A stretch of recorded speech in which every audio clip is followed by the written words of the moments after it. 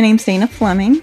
I've lived here for 25 years, and we've had about 22 years of enjoyment out of our swans. Our neighbor Paul brought them to our lake, not only for the beauty, but he brought them to the lake to help with the function of the lake.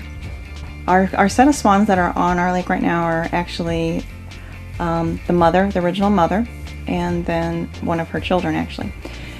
The father, we actually have names for him, Fred and Ethel.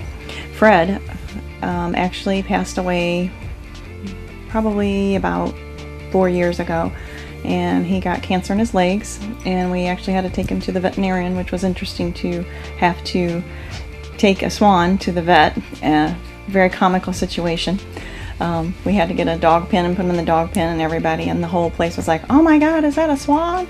So it was a pretty comical situation. So she is interbreeding with her son, which I guess is okay in the animal kingdom. But I mean, it worked. They did have 2 babies this year, and we don't know what happened to the other one. Usually, if they have 5 or 6 kids, back in her good days, usually 2 or 3 of them would be eaten by turtles or predators, anything like that. They do look really big, but they only weigh like anywhere from like 12 to 20 pounds. They're mostly all feathers, and these swans, their wings are clipped so they can't fly away. They stay here all winter, all summer, all spring, mainly because most swans are domesticated anyway.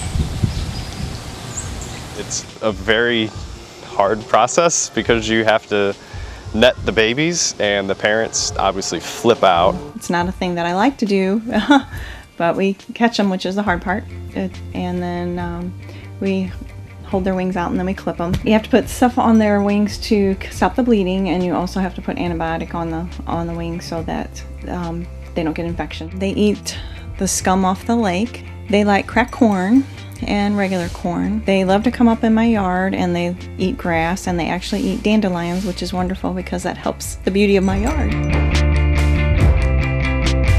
At SIU, obviously we have a goose problem.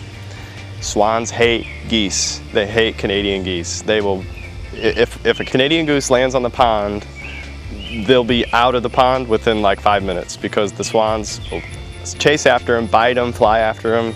They can't stand them. But ducks, they get along with fine. But sometimes, if the ducks get close to the babies, they will nip at them, and they'll chase them. But the ducks don't really care because they're very agile and they can go anywhere they want.